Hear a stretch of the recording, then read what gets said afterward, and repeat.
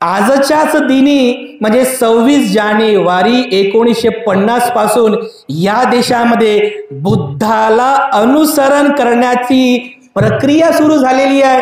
ऐतिहासिक दिवस आहे, तारीख विसरलेलो नाही मी तारीख विसरलो, तारीख पण बरोबर आहे आणि मी जी बोलतोय ते पण बरोबर आहे। कारण बांधवांनो, बाबासाहेब आंबेडकर 1956 ला बौद्ध धम्माची दीक्षा घेतात, पण 6 वर्षांपूर्वीच बाबासाहेब आंबेडकरांनी संविधानाच्या रूपाने आपल्याला हा बुद्ध दिलेला आहे। लोकांना पण माहित नाही झालं की संविधानामध्ये बुद्ध आहेत। संपूर्ण विश्वाला सुख, शांती, मानवता तथा दुःखमुक्तीचा आर्य संदेश देणारे विश्व शांतीदूत महाकारुणिक तथागत भगवान सम्यक संबुद्ध यांना त्रिवार अभिवादन करतो। तथागतांनी समग्र मानवजातीच्या दुःखमुक्तीसाठी उपदेशिलेला महान सद्धम्म अर्थात बौद्ध धम्म तथा या सद्धम्माचा अविरतपणे प्रचार आणि प्रसार करणारा तथागतांद्वारा स्थापित सदा पूजनीय भिक्खू संघ, या पूजनीय भिक्खू संघास त्रिवार अभिवादन करतो। ज्यांच्या अथांग अमर्याद त्याग प्रभावामुळे या भारतभूमीला बुद्धभूमीचे रूप पुन्हा एकदा प्राप्त झालं, असे बौद्ध धम्माचे पुनरुद्धारक, तुम्हा आम्हा सर्वांचे उद्धार करते, प्रज्ञा सूर्य बोधिसत्व डॉक्टर बाबासाहेब आंबेडकर यांच्या समग्र धम्मक्रांतीमध्ये जीवनाच्या शेवटच्या श्वासापर्यंत, शेवटच्या रक्तापर्यंत समर्पित राहून आजच्या या मंगलमय प्रसंगी चंद्रपूर या ऐतिहासिक नगरीमध्ये संपन्न होत असलेल्या या धम्म परिषदेच्या निमित्ताने माझ्या समवेत उपस्थित पूजनीय भिक्खू करुणानंदजी थेरो, संचालक the great happiness YouTube channel, पूजनीय भिक्खू धम्मबोधीजी थेरो, संचालक purity of mind YouTube channel, चंद्रपूरमध्ये आणि परिसरामध्ये वास्तव्यात असलेले इतर सर्व पूजनीय भिक्खूगण, पूजनीय भिक्खू संघ आणि आपण सर्व धम्म उपासक, धम्म उपासिका, लहान बालक आणि बालिकांनो, धम्मदेशनेला सुरुवात करीत असताना सर्वप्रथम मी तुम्हा सर्वांच्या प्रती अनंत मंगल कामना आणि मंगल आशीष अर्पण करतो। विशेष करून आजच्या या ऐतिहासिक दिनाच्या अर्थातच 74व्या प्रजासत्ताक दिनाच्या हार्दिक शुभेच्छा सुद्धा अर्पण करतो। चंद्रपूरमधील बुद्धिस्ट समन्वय कृती समिती चंद्रपूर यांच्यातर्फे आजची ही धम्म परिषद या ठिकाणी संपन्न होत आहे। तेव्हा या धम्म परिषदेला मूर्त स्वरूप देण्यासाठी ज्या ज्या उपासक उपासिकांनी पुढाकार घेतला त्या सर्व आयोजक, संयोजक, व्यवस्थापक, दानदायक, दानदायिका सर्वांच्या प्रती मी भिक्खू संघाच्या वतीने पुनश्च एकदा मंगल कामना अर्पण करतो। उपस्थितांनो, पहिल्यांदाच चंद्रपूरमध्ये धम्मदेशना म्हणजे अशा मोठ्या विशाल कार्यक्रमामध्ये धम्मदेशना करण्याची संधी मला उपलब्ध झालेली आहे। ही पहिल्यांदाच वेळ मिळाला प्राप्त झाली की चंद्रपूर सारख्या ऐतिहासिक नगरीमध्ये एवढ्या मोठ्या विशाल जनसमुदायाला या धम्म परिषदेला संबोधित करण्याची ही पुण्य संधी मला प्राप्त झाली। नागपूरमध्ये आम्ही मागच्या अनेक दिवसांपासून आहोत। नागपूरकडून चंद्रपूरकडे येत असताना सहज तो बाबासाहेबांचा प्रवास आम्हाला आठवला. गाडीमध्ये आम्ही चर्चा करत करत करत करत इथपर्यंत आलो. अगोदर घुगुसला गेलो, तिथून इथपर्यंत आलो. तर त्या नागपूर ते चंद्रपूर पर्यंतच्या प्रवासामध्ये बाबासाहेबांचा तो प्रवास आम्हाला आठवला. आम्ही चर्चा केली की जसं आपल्याला सर्वांचा इतिहास माहिती आहे की 14 ऑक्टोबर 1956 बाबासाहेब आंबेडकरांनी नागपूरमध्ये बौद्ध धम्माची दीक्षा घेतली. या भारतामध्ये बुद्ध धम्माचं पुनर्जीवन केलं आणि त्यानंतर आपल्या लाखो समाज बांधवांना बुद्ध धम्माची दीक्षा दिली. दुसऱ्या दिवशी म्हणजे 15 ऑक्टोबर 1956 त्याच स्टेजवरून, ज्या स्टेजवर बाबासाहेबांनी बौद्ध धम्माची दीक्षा घेतली होती, त्याच स्टेजवरून बाबासाहेबांनी एक अतिशय उत्स्फूर्त असं भाषण केलं होतं आणि त्या भाषणाचा मुद्दा होता, मी बौद्ध धम्माचा स्वीकार का केला. ते भाषण पुस्तकांमध्ये आजही उपलब्ध आहे वाचायला, ते मी रिपीट करणार नाही, माझा मुद्दा दुसरा आहे. ते भाषण आपण नक्की वाचावं. त्या भाषणाचा मुद्दा होता बाबासाहेबांचा की मी बौद्ध धम्माचा स्वीकार का केला. पुस्तकांमध्ये ते भाषण वाचण्याकरिता उपलब्ध आहे. ते भाषण होतं. त्यानंतर सायंकाळी श्याम हॉटेलमध्ये बाबासाहेब विश्रांती घेतात आणि नंतर बाबासाहेबांनी ज्यांना मानसपुत्र मानलं होतं, बॅरिस्टर राजाभाऊ खोब्रागडे, तुम्ही जे नाव ऐकलं असेलच, नक्कीच ऐकलं असेल, त्यांच्या विनंतीवरून बाबासाहेबांनी चंद्रपूरचा प्रोग्राम आखला होता. 16 ऑक्टोबरला अगदी भल्या पहाटे बाबासाहेब आंबेडकर सवितामाई आणि नानक चंद्ररत्तू सोबत घेऊन प्रायव्हेट गाडीने बाबासाहेब नागपूरवरून निघतात चंद्रपूरला येण्यासाठी. तर बघा, 2 तासांचा प्रवास नागपूर ते चंद्रपूरचा बाबासाहेबांना अर्धा दिवस लागला. हा एवढा रस्ता खराब होता. मी मला वाटतं काल परत एका पुस्तकांमध्ये वाचलं, हा जो भद्रावतीचा जो रस्ता होता, जो रस्ता खराब होता, तर बाबासाहेब इकडे भिवापूर, मूल ह्या रोडनी आले होते बघा. तर बाबासाहेब सकाळी निघाले तर दुपारी 3 वाजता पोहोचले बघा या चंद्रपूरमध्ये. एवढा तो रस्ता खराब होता. बाबासाहेबांची अगोदर तब्येत खराब होती. बाबासाहेबांना बसून बसून कमरेचा पण त्रास व्हायचा. त्यामुळे बाबासाहेब खूपच थकले होते. त्यातल्या त्यात बाबासाहेबांना शुगरचा प्रॉब्लेम, बीपीचा प्रॉब्लेम, गुडघेदुखी, कंबरदुखीचा प्रॉब्लेम. अशाही अवस्थेमध्ये बाबासाहेब 16 ऑक्टोबरचा तो ऐतिहासिक दिवस बघा चंद्रपूरला आले आणि सायंकाळच्या वेळी याच चंद्रपूरच्या ऐतिहासिक नगरीमध्ये दिनांक 16 ऑक्टोबर 1956 3 ते 4 लाख लोकांचा धम्मदीक्षा समारंभ झाला. याही ठिकाणी चंद्रपूरमध्ये तो ऐतिहासिक धम्मदीक्षा समारंभ झाला. लोकांची इच्छा होती की ज्याप्रमाणे बाबासाहेबांनी नागपूरमध्ये उत्स्फूर्त असं प्रेरणादायी भाषण केलं होतं, अगदी तसंच भाषण बाबासाहेबांनी इथं सुद्धा करायला पाहिजे, करावं. परंतु बाबासाहेब थकले होते. बाबासाहेबांची इच्छा असूनही बाबासाहेब भाषण करू शकले नाही. तर बाबासाहेबांनी धम्मदीक्षा समारंभ झाल्यानंतर विनंती केली की मला विश्रांतीची गरज आहे, मी आता बोलू शकणार नाही. तर बाबासाहेब धम्मदीक्षा समारंभ झाल्यानंतर चंद्रपूरच्या सर्किट हाऊसला गेले विश्रांती करण्यासाठी. तिथे त्यांनी औषधी घेतली, विश्रांती केली. मात्र आपले लोक बाबासाहेबांसाठी पागल झालेले लोक होते. पागल म्हणजे त्या प्रकारचे नाही बरं, म्हणजे बाबासाहेबांची नेवछावर होणारे, बाबासाहेबांच्या पावलावर पाऊल ठेवणारे. कारण बाबासाहेबांच्या काळातील जी बघा ती पिढी होती, तो एक प्रसंग मला नेहमीच आठवतो, जेव्हा बाबासाहेबांनी म्हटलं की ज्यांना ज्यांना बौद्ध धम्माची दीक्षा घ्यायची आहे त्यांनी आपला एक हात वर करा. तर बघा आपल्या लोकांचा विश्वास बघा बाबासाहेबांवरती. लोकांनी दोन्ही हात वर केले, लोकांनी दोन्ही हात वर केले. हा होता विश्वास. आपल्या लोकांचा बाबासाहेबांवरती हा विश्वास होता.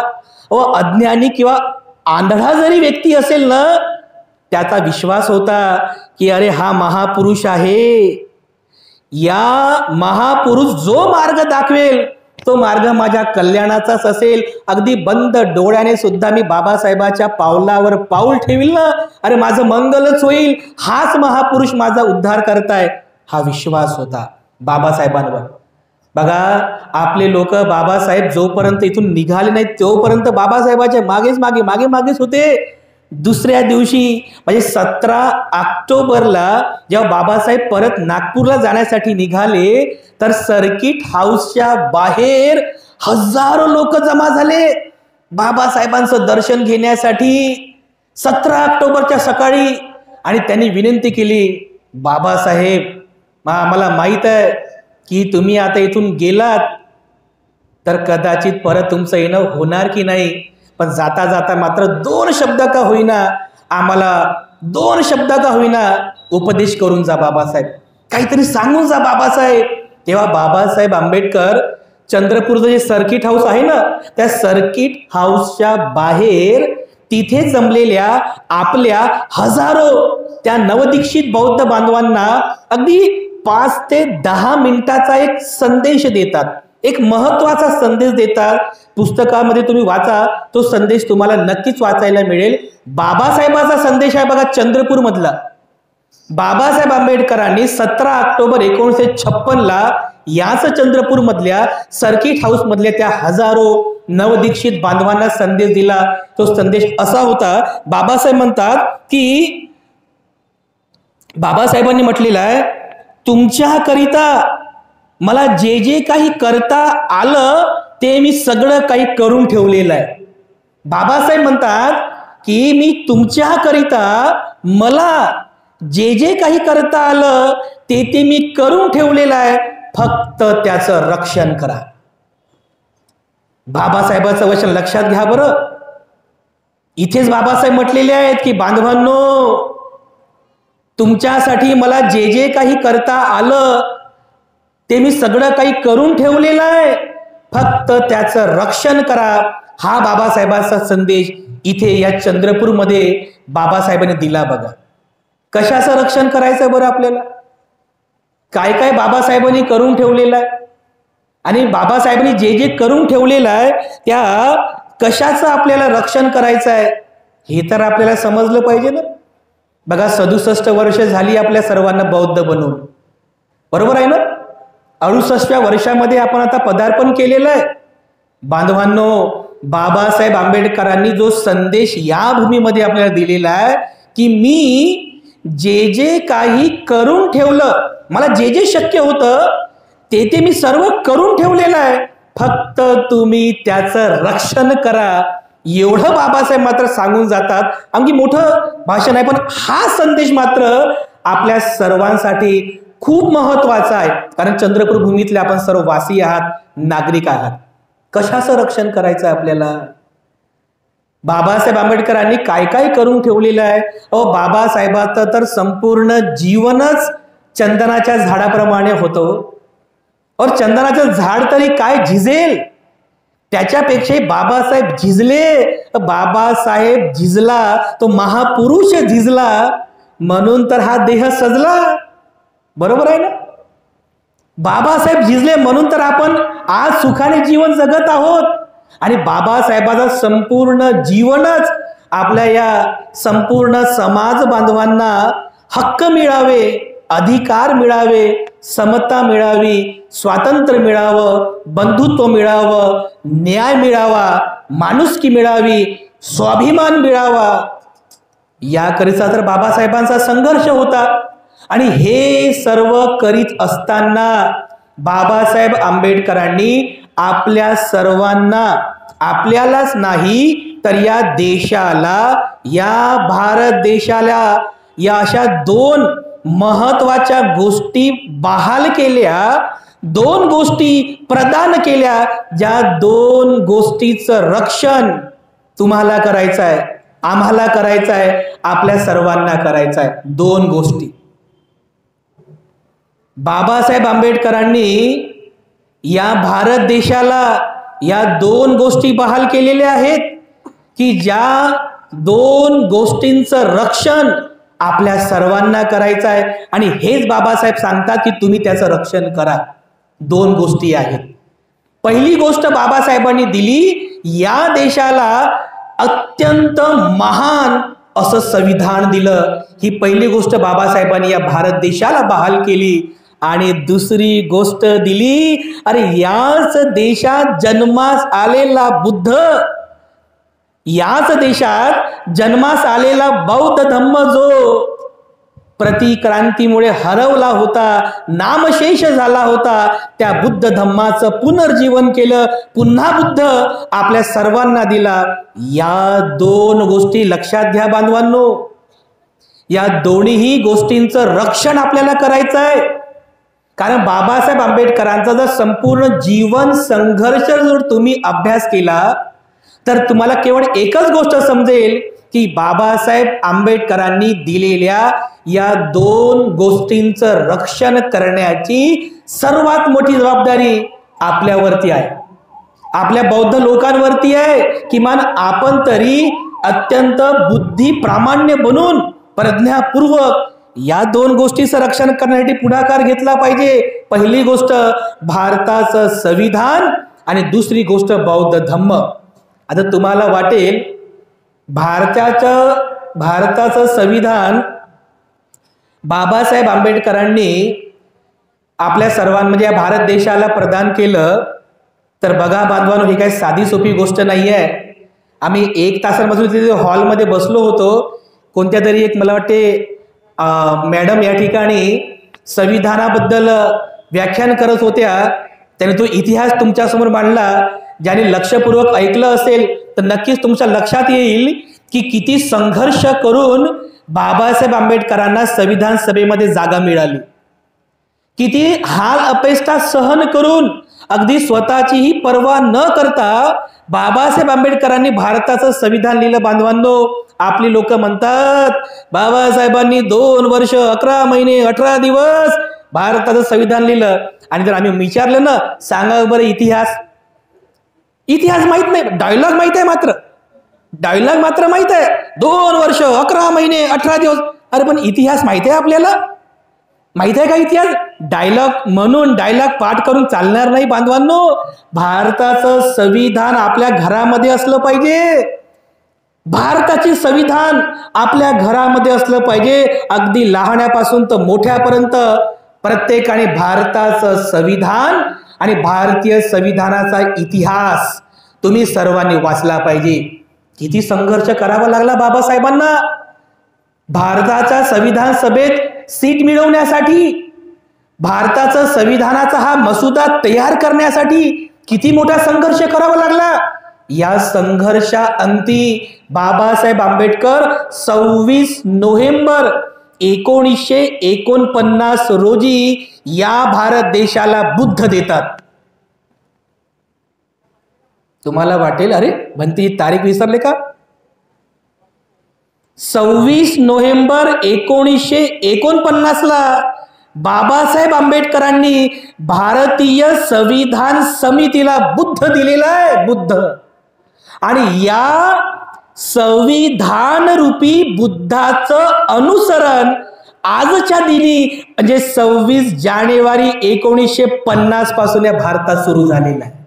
हा जो ऐतिहासिक दिन आहे, आजच्याच दिनी म्हणजे 26 जानेवारी 1950 पासून या देशामध्ये बुद्धाला अनुसरण करण्याची प्रक्रिया सुरू झालेली आहे. ऐतिहासिक दिवस आहे. तारीख विसरलेलो नाही मी तारीख विसरलो. तारीख पण बरोबर आहे आणि मी जी बोलतोय ते पण बरोबर आहे. कारण बांधवांनो, बाबासाहेब आंबेडकर 1956 ला बौद्ध धम्माची दीक्षा घेतात. पण 6 वर्षांपूर्वीच बाबासाहेब आंबेडकरांनी संविधानाच्या रूपाने आपल्याला हा बुद्ध दिलेला आहे. लोकांना पण माहित नाही झालं की संविधानामध्ये बुद्ध आहेत. आज विचार करा, कुठे आहेत बुद्ध?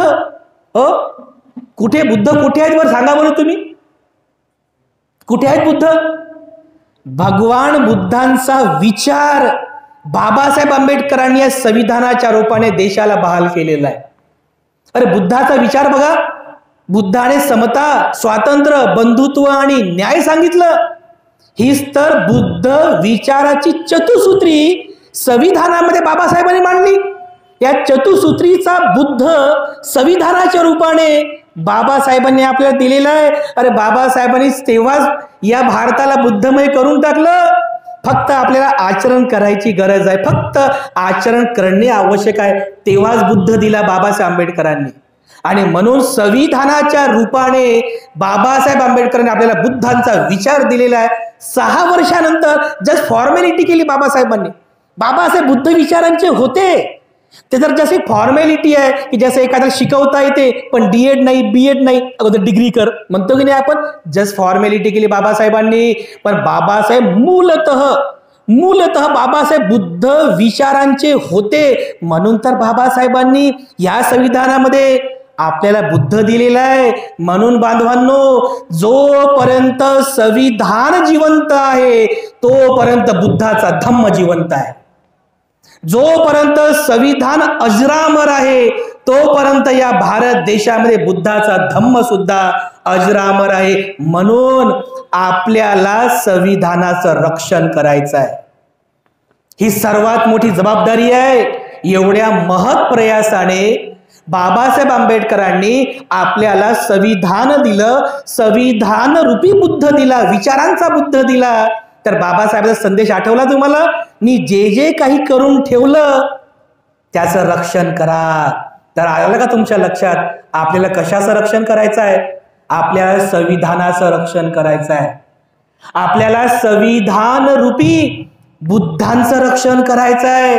बांधवांनो, सध्याची भारतातली परिस्थिती चांगली नाही आहे. तो थोडासा वेगळा विषय आहे. तुम्ही सर्व न्यूजपेपर वाचताय, न्यूज ऐकताय, सोशल मीडियावरती तुम्ही सगळेजण आहातच. फेसबुकला बघा, सोशल मीडियावरती बघा, जिकडे बघावं तिकडे भारतातली सध्याची परिस्थिती बांधवांनो खूप कठीण आहे. संविधानाच्या विरोधात जाणारी सामाजिक परिस्थिती या भारतामध्ये निर्माण होत आहे. म्हणून संविधानाचं रक्षण करता म्हणून तुम्ही पुढे आलं पाहिजे. या संविधानाला जपण्यासाठी तुम्ही पुढे आलं पाहिजे.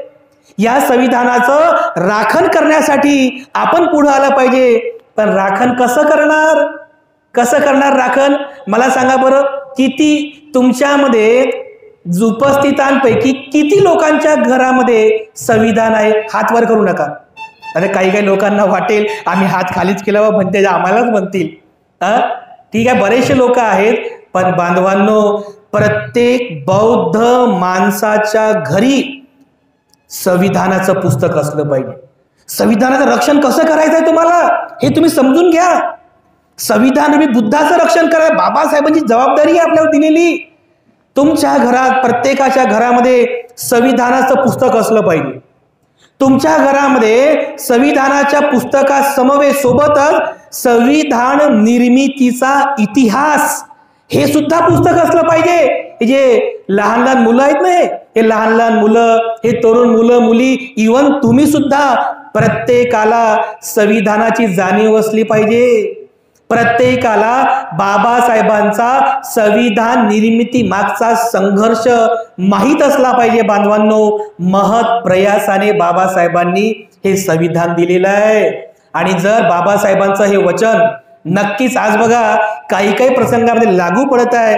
बाबासाहेब म्हणतात की कोणत्याही देशाचं संविधान कितीही चांगलं असू देत, देशाचं संविधान कितीही चांगलं असू देत, पण जर तो संविधान चालवणारी जर लोक ही जर त्या विचारांचे नसतील तर त्या संविधानाचाच काहीही लाभ देश बांधवांना होत नाही. तो देश रसातळाला जाऊ शकतो.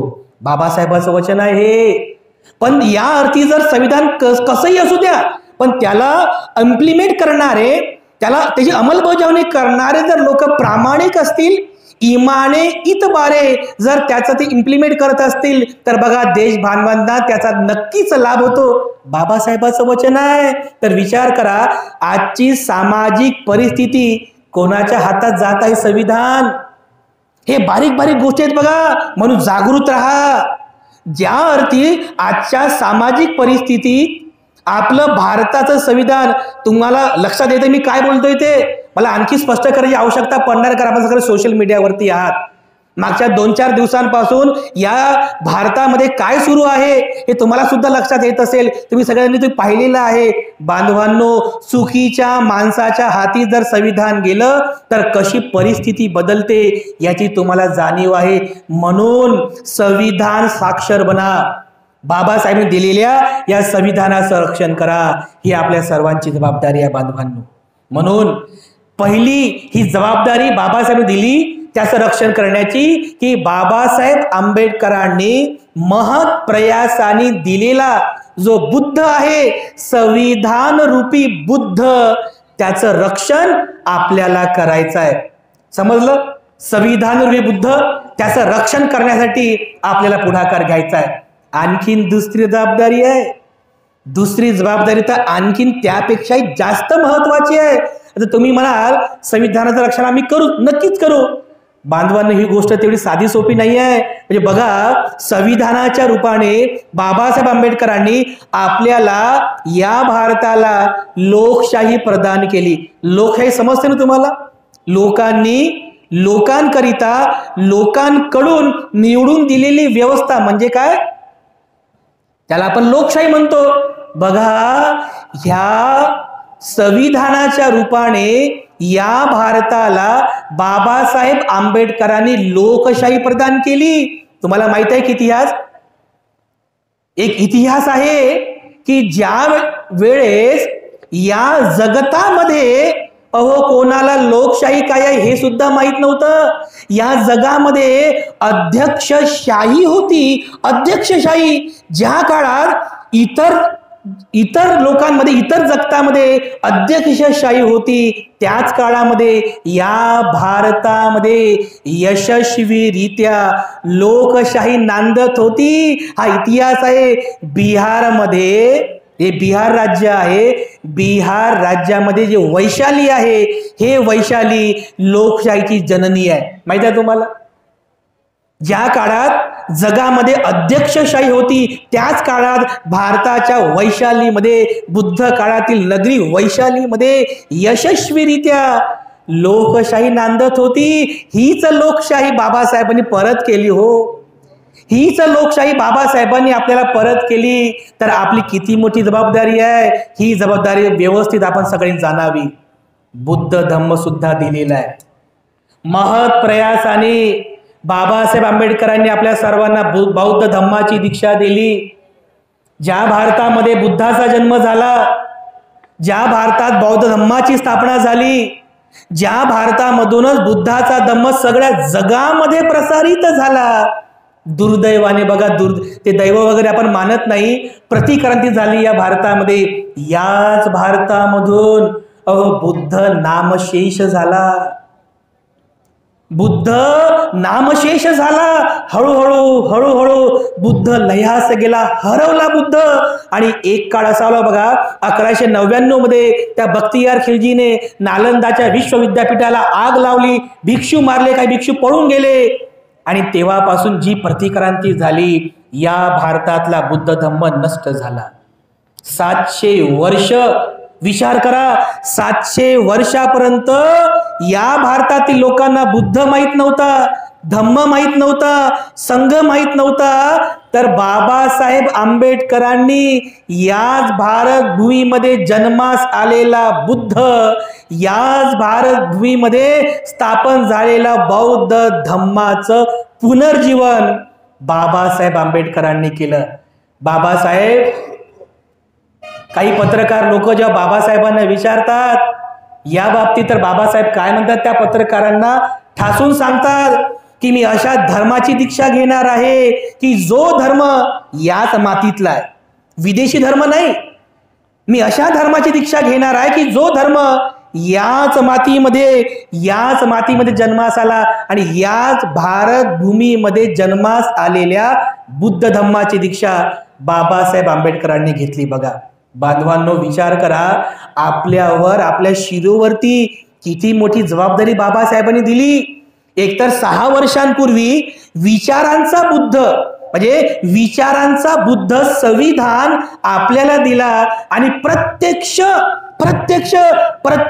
बुद्ध धम्माचं पुनर्जीवन बाबासाहेबांनी केलं. बघा बाबासाहेबांनी काय कमाल केली हो. बाबासाहेबांनी काय कमाल केली. बुद्ध धम्माची दीक्षा तर नंतर घेतली, पण अगोदरच या भारताला बुद्धमय बनवलं. बुद्धमय बनवलं.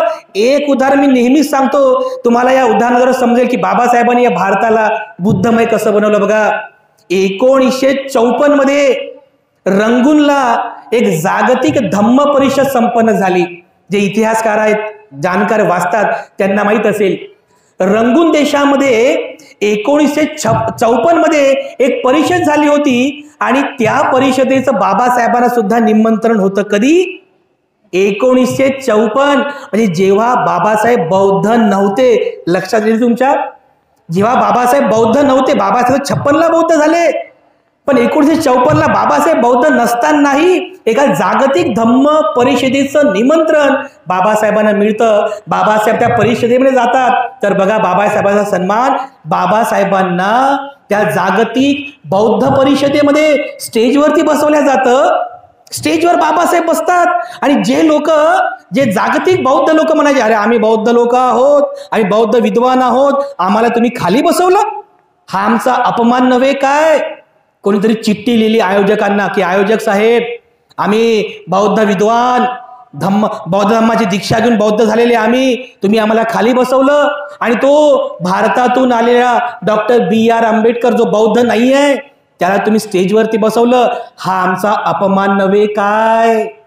बाबासाहेबाला ही गोष्ट समजली की अरे मी बौद्ध नाही आहे, पण तरी या जागतिक परिषदेमध्ये मी स्टेजवरती बसलो, लोकांना अपमान वाटत आहे. थोड्याच वेळात बाबासाहेबांचं नाव पुकारण्यात आलं.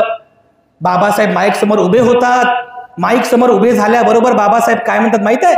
बाबासाहेब म्हणतात की या ठिकाणी जमलेले बौद्ध जन हो. बाबासाहेबांचं भाषण आहे बघा. इथे जमलेले सर्व बौद्ध जन हो, मला माहित आहे की मी बौद्ध नाही, मला माहित आहे की मी बौद्ध नाही, पण तरी सुद्धा तुम्ही माझा सन्मान केला, याकरिता मी तुम्हाला सर्वांचे धन्यवाद व्यक्त करतो. बौद्ध जन हो, मला माहित आहे की मी बौद्ध नाही आहे, पण तरी सुद्धा भारतामध्ये बुद्ध धम्माचं पुनर्जीवन व्हावं याकरिता मी कार्य केलेलं आहे. तर त्यानंतर बाबासाहेब एक एक मुद्दा, एक एक मुद्दा, एक एक मुद्दा त्या भाषणामध्ये सांगतात. बाबासाहेब म्हणतात, बौद्ध जन हो, भारताचे लोक मला भारताच्या संविधानाचा शिल्पकार मानतात, कारण मी भारताचं संविधान लिहिलेलं आहे. भारताचे लोक मला भारताच्या संविधानाचे शिल्पकार मानतात. आणि बौद्ध जन हो, भारताचं हे जे संविधान आहे, हे संविधान मी केवळ आणि केवळ भगवान बुद्धांच्या समता, स्वातंत्र्य, बंधुत्व आणि न्याय या चतुसूत्रीवरती लिहिलेलं आहे. पहिला मुद्दा मांडतात, एक एक मुद्दा मांडतात, एक एक मुद्दा मांडतात. दुसरा मुद्दा मांडतात की बौद्ध जन हो, तुम्ही ज्या 4 सिंहांच्या अशोक स्तंभाला बौद्ध धम्माचं चिन्ह समजता, मी कायद्याच्या जोरावर त्याच अशोक स्तंभाला, बौद्ध धम्माच्या त्या अशोक स्तंभाला भारतीय देशाची राजमुद्रा बनवलेली आहे. माहिती आहे तुम्हाला 4 सिंहाचा अशोक स्तंभ. एक एक मुद्दा बाबासाहेब बघा मांडत आहेत की बौद्ध नसताना सुद्धा मी बौद्ध धम्माचं पुनर्जीवन करण्यासाठी काय काय कामं केले, काय काय कार्य केलं. एक दुसरा मुद्दा म्हणतात की बौद्ध जन हो, तुम्ही ज्या 24 आर्यांच्या अशोक चक्राला बौद्ध धम्माचं चिन्ह समजता, मी कायद्याच्या जोरावर त्याच 24 आर्यांच्या अशोक चक्राला भारताच्या तिरंग्यावर प्रतिष्ठापित केलेलं आहे. अगोदर त्या ठिकाणी गांधीजीचा चरखा होता, बाबासाहेबांनी बौद्ध धम्माचं अशोक चक्र त्या तिरंग्यावर प्रतिष्ठापित केलं. बघा काय कमाल करून ठेवली बाबासाहेब आंबेडकरांनी. एक एक मुद्दा बाबासाहेब मांडत, एक एक मुद्दा. बघा भारताचा राष्ट्रपती भवनामध्ये भारताचा राष्ट्रपती जिथे बसतो ना, त्या चेअरवरती, त्या चेअरला administrative chair of the India म्हणतात. Administrative chair of the India, जिथे राष्ट्रपती बसतो. आणि बघा बाबासाहेबांनी काय करून ठेवलं हो, बुद्धाचे प्रतीक वापरले. जिथे राष्ट्रपती बसतो ना, अगदी त्या राष्ट्रपतीच्या मागच्या बाजूच्या चेअरवरती बाबासाहेब आंबेडकरांनी सम्राट अशोकाचं अशोक चक्र करून ठेवलेलं आहे आणि त्याच अशोक चक्राच्या वरती असं अर्ध गोलाकृती आकारामध्ये बाबासाहेबांनी लिहिलं धम्मचक्र प्रवर्तनाय. बाबासाहेबांनी लिहून ठेवलं बघा. काय आहे धम्मचक्र प्रवर्तनाय? बाबासाहेबाला हे अपेक्षित होतं की या चेअरवर बसणारा जो राजा आहे, राजा भवतु धम्मिको, या चेअरवर बसणारा जो राजा आहे, अध्यक्ष आहे, राष्ट्रपती आहे, त्याला काय करायचं आहे देशामध्ये? धम्मचक्र प्रवर्तन करायचा या देशामध्ये. बघा, विदेशी डेलिगेट्स, प्रधानमंत्री आणि राष्ट्रपती वगैरे ज्या दरबार हॉलमध्ये बसतात, शेकहँड करतात, चर्चा करतात, त्या दरबार हॉलला बाबासाहेबांनी कोणाचं नाव दिलं माहित आहे? सम्राट अशोकाचं नाव दिलं, अशोका दरबार हॉल. आणि त्या अशोका दरबार हॉलमध्ये केवळ आणि केवळ भगवान बुद्धांची मूर्ती ठेवलेली आहे. दुसऱ्या कोण्याच देवी देवतांची मूर्ती नाही आहे, फक्त भगवान बुद्धांचीच मूर्ती आहे. आणि बुद्धांच्या मूर्तीपुढे बसूनच विदेशी डेलिगेट्स आणि आमचे प्रधानमंत्री, राष्ट्रपती शेक हँड करतात, विचार विनिमय करतात, बुद्धाला साक्षी ठेवून. बुद्धाला साक्षी ठेवून बघा, आमचे प्रधानमंत्री भारतभर तर फिरतात, कधीच बुद्धाचं नाव काढत नाही, पण भारताच्या बाहेर गेले रे गेले काय म्हणतात? काय म्हणतात की मैं बुद्ध के भूमी से आया हूं. लोक टाळ्या वाजवतात बघा. भारतात कधी बुद्ध नाव घेणार नाही, पण भारताच्या बाहेर गेला तिकडे लंडन, अमेरिका, की मैं बुद्ध के देश से आया हूं. कारण प्रधानमंत्रीला चांगल्या प्रकारे माहित आहे कि जग में बुद्ध का नाम है. अरे यही तो भारत की शान है. जग में बुद्ध का नाम है, यही तो भारत की शान आहे. बघा, ही भारताची शान आहे. बाबासाहेब आंबेडकर त्या भाषणामध्ये एक एक मुद्दा सांगत आहे. बघा, सगळे मुद्दे सांगतात. अशोक स्तंभ सांगितला, अशोक चक्र सांगितलं. बघा, अशोक चक्र, एखाद्या गाडीवर अशोक चक्र आहे, आपण काय म्हणतो? हे बौद्धाची गाडी आहे बाई, कोणत्यात म्हणतो की नाही असं आपण साहेब. आणि एखाद्या घरावर अशोक चक्र असेल तर 100% सांग, हे बौद्ध माणसाचंच घर आहे, दुसरं कोणी अशोक चक्र काढत नाही, बौद्ध माणसाचं घर आहे. अरे बाबासाहेबांनी भारताच्या तिरंग्यावर अशोक चक्र प्रतिबिंबित केलं, तर भारत कुणाचा झाला? बुद्धाचा झाला ना भारत. बाबासाहेबांनी तेव्हा सगळं करून ठेवलं हो, बुद्धाचा भारत करून ठेवला. एक एक मुद्दा बाबासाहेब सांगतात त्या भाषणामध्ये. आणि सर ते शेवटी त्या जमलेल्या जागतिक विद्वान बौद्ध जनांना म्हणतात, मग सांगा बौद्ध जन हो, मी बौद्ध नव्हे काय? सांगा बौद्ध जन हो, मी बौद्ध नव्हे काय? बघा, काही मिनिटांसाठी नीरव शांतता त्या सभागृहामध्ये पसरली. तिथे जमलेला प्रत्येक बौद्ध व्यक्ती विचार करत होता, मी तर विद्वान आहे, मी दीक्षा घेऊन बौद्ध झालो, मी विद्वान आहो. पण ज्या बाबासाहेबांचं भाषण जेव्हा लोकांनी ऐकलं, तर तिथे बसलेला प्रत्येक व्यक्ती विचार करत होता, अरे सही आहे, he is the real Buddhist, he is the real Buddhist. कारण आम्ही तर दीक्षा घेऊन बौद्ध झालो, पुस्तक वाचून बौद्ध झालो, पण he is the real Buddhist. कारण हा व्यक्ती B.R. आंबेडकर जो बौद्ध नाही, पण तरी सुद्धा भारताला बुद्धमय बनवण्यासाठी या माणसाने काम केलं. बघा, लोक उभे होतात आणि कंटिन्यू टाळ्या वाजवून बाबासाहेबांचा जयघोष करतात, बाबासाहेबांचा जयघोष करतात. बघा, बाबासाहेब आंबेडकरांनी करून ठेवले सर्व. बाबासाहेबांनी 26 नोव्हेंबर 1949लाच या भारताला बुद्धमय करून टाकलेला आहे. संविधानाच्या रूपाने बुद्ध दिला. 26 जानेवारी म्हणजे आजच्या दिनी 26 जानेवारी 1950 पासून बुद्धाला अनुसरण करण्याची प्रक्रिया सुद्धा सुरू झालेली आहे. आणि खऱ्या अर्थाने त्याच विचारांचा जो बुद्ध बाबासाहेबांनी दिला, तो खरा बुद्धाचा धम्म आपल्या सर्वांनाच दिला. तर विचार करा, आपण किती धन्यता मानली पाहिजे, आपण किती धन्यता मानावी की मी अशा देशात जन्म घेतला की ज्या देशात बुद्धाचा जन्म झाला. ऐकणे धन्यता आपली. किती पुण्यवान लोक होतो आपण. तिकडे थायलंडचे लोक, श्रीलंकेचे लोक, जपान, चीन, कोरिया, लाओस, कंबोडिया या देशातले लोक भारताला असं हात जोडतात. हो, का हात जोडतात? कोणत्या देवाचा आहे म्हणून जोडतात का? तो आता जो देव प्रतिष्ठापित झाला मागच्या 2-4 दिवसापूर्वी म्हणून हात जोडतात का? नाही. भारत ही बुद्धाची भूमी आहे म्हणून लोक या भारताला असं हात जोडतात, कारण बुद्धाची भूमी आहे, बुद्धाचा जन्म इथे झाला. आपण किती पुण्यवान आहोत की आपला जन्म अशा भारतामध्ये झाला की ज्या भारतात बुद्धाचा जन्म झाला.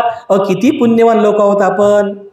आपला जन्म अशा समाजामध्ये झाला की ज्या समाजामध्ये बाबासाहेब आंबेडकरांसारखा कोहिनूर हिरा जन्मास आला. त्या बाबासाहेबाचा DNA आपल्या रक्तामध्ये आहे ना? बाबासाहेबाचा DNA आपल्या रक्तामध्ये आहे की नाही? अरे बाबासाहेबाच्या समाजाचे आपण घटक आहोत. किती महानता आपल्याला प्राप्त झालेली आहे.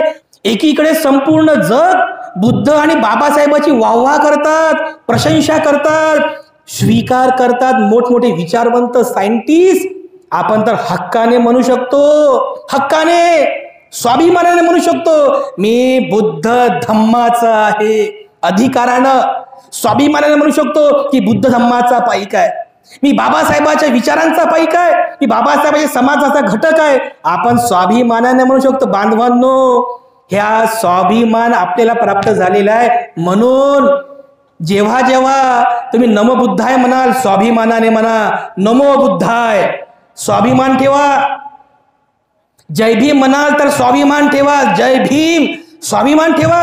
कारण हा स्वाभिमान बाबासाहेबांनी दिला बांधवांनो आपल्याला. मला माझं हे जे जीवन आहे ना, मी जो जन्म घेतला, माझं हे जे जीवन आहे, मला अभिमान आहे. मला माझ्या या जन्माचा, या मानवी जीवनाचा अभिमान आहे, स्वाभिमान आहे की मी बौद्ध आहे, याचा मला स्वाभिमान आहे. लाचारी नाही आहे, आता संपली लाचारी. मला स्वाभिमान आहे माझा की मी बाबासाहेबाच्या समाजाचा घटक आहो, याचा अभिमान आहे. हा स्वाभिमान ठेवा.